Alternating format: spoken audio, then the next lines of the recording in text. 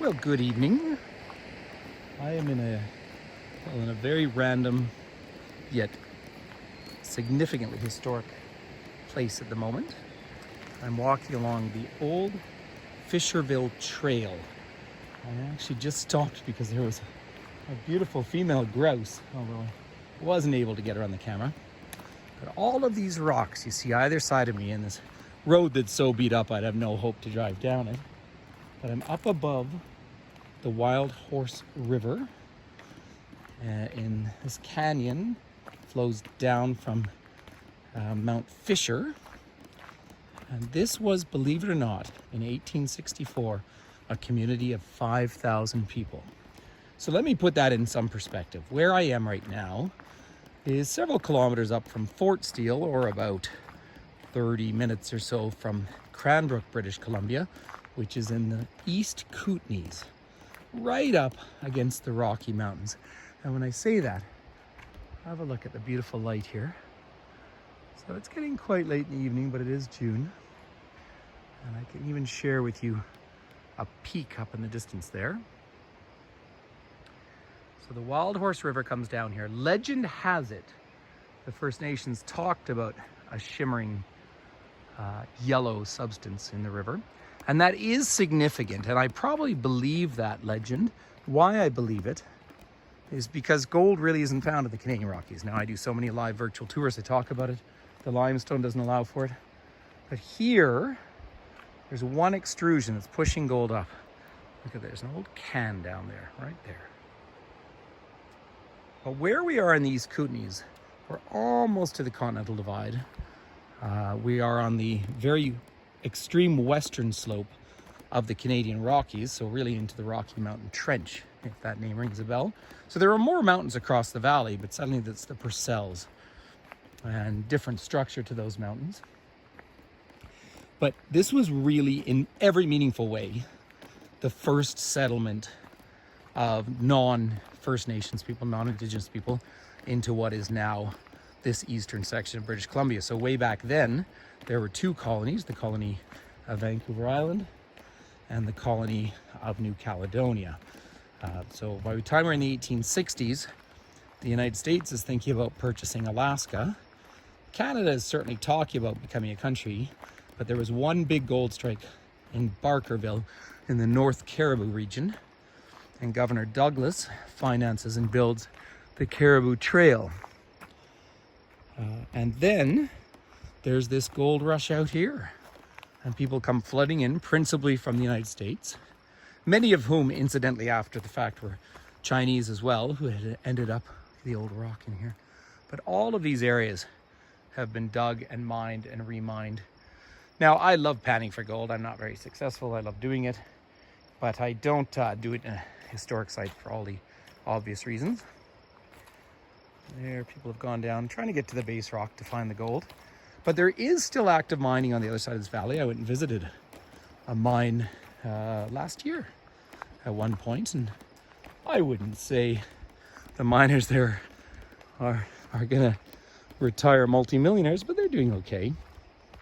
And of course, this is the time of year, winter's come. They didn't have a huge snowfall on this side of the Rockies this year, but as that snow melts, loosens up the ground and brings gold down into the valley. Now this was obviously mined heavily in the 1860s. In fact, where the very first site of Fisherville was totally dismantled and moved as they found gold underneath it. But it is amazing to think about these early towns. They literally they had a brewery here, they had a newspaper, yet 5,000 people crammed precariously onto the side of a canyon that would drop well below freezing in the wintertime. I think there's a lot to unpack in those early societies, the desperation, the racism, but also the ingenuity. So here is a story. This is old historic sites, but boy, it's really falling into disrepair. So yeah, named after Jack Fisher. But it was clearly productive enough to build a proper community that lasted for a few years, and then they moved on. You can always just pause the video to read that. There you go, the remnants of, I don't know, maybe a bed actually. This is the town site, or what's left of it. So it's a remarkable bit of history through here. I went up and saw where the ground had been turned over again and again. So just to give you a sense, so good that the historic sites have saved some of these. So let's pull up, and again, you can always just pause the video if you really like to read the history. But it is really going back to nature, which it's nice to see that it can recover. And when you're not mining with materials like mercury, the ground can recover much better. But that was somebody's home once upon a time. So out of just sheer respect, we just leave those be, of course. Yeah. So here was the first town right there. And then when they found gold, they shifted everyone on. Incidentally, just that I've backed up a little bit, look up, there's still snow at the top of the mountains up there. You're probably looking up to about 2,500 meters above sea level. Now, I am really totally alone out here at the moment. I saw the grouse, I saw a group of white-tailed deer, I saw mule deer. They don't take notice nearly as much. But I am protected too, in the sense that I have my bear spray with me, which I always like to repeat, I've never used. Now, up above me is a ridge that I've walked along. I'd love to try, I don't know, it'd be an adventure trying to do the whole thing, but the Dewdney Trail, which was the trail that was financed to come into the Kootenays here, an all, I guess, British route, because it was still a crown colony at that time. And it was the one trail where all of the workers were actually paid, not just financed by gold, but they were paid in gold dust. Isn't that remarkable to think about? And they built a trail that came out from Fort Hope. Now I do a lot of live virtual tours, and Hope is one where I'm absolutely going to do a tour when I can get out to the coast. It's a fascinating place even today, but it's on the mighty Fraser River, which is the same river that's created the delta around Vancouver. But boats could only get a little further up there. The power of that river was just far too strong. And therefore, Hope is where you tended to get off. And what indeed were they hoping for? Well, Hope was a fort for the Hudson's Bay Company, which was all furs. But everyone thinks they're hoping for gold. But the legend has it, the story has it, they were hoping to be north of the 49th parallel, which is the border with the United States. And therefore, their claims would be protected under British law. So certainly its feeling was gold-oriented. And the amount of gold brought out from the interior of British Columbia will never be known because, of course, taxation and so forth, people would underdeclare it anyway. Have a look at the erosion through here. Another element, we're still in the Canadian Rockies, so there's always thin topsoil out here. Not particularly productive land, but this wouldn't have been too difficult to survive in. The access to food, principally through hunting, would have been reasonably viable. And then very quickly down in the valley, you've got the mighty Kootenay River, and that along the banks of that, food could be produced. Now, from where I am here, once I get down in the valley and drive north, I'm about 45 minutes up to Canal Flats, which is actually the official headwaters of the mighty Columbia River. Now, the Kootenay people lived up and down here for thousands of years, and of course they always had access to salmon.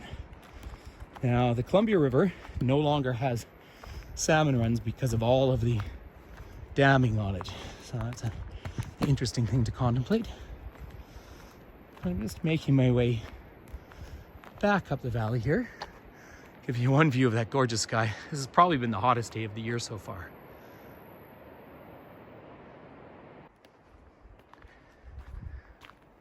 Now I've just walked up maybe a kilometer, a little less, but I felt it important and relevant to share the town cemetery. You can see by the plaque this was fixed up in 1953, but obviously left very much to nature. And I have visited dozens and dozens of these graveyards and these sort of boom towns, and even more recent boom towns, of course. And it is a relevant thing to see.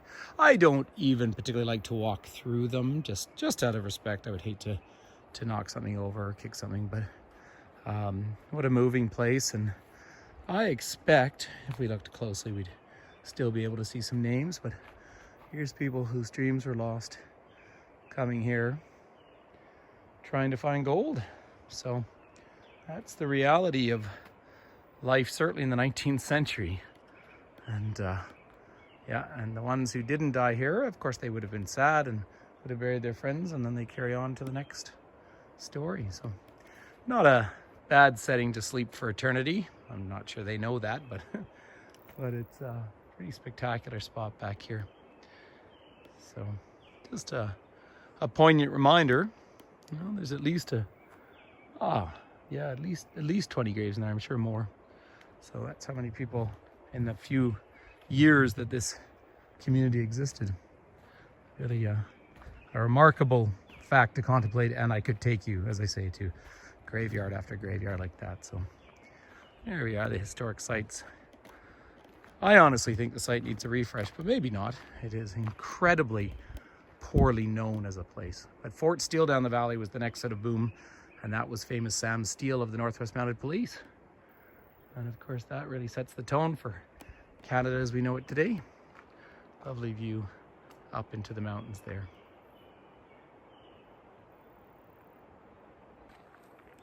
Well, thank you for coming on this little walk with me. I realized the YouTube channel is sort of a new thing. It's because I do so many live virtual tours, and for so many places like this where I just don't have the reception to possibly share it as a live tour.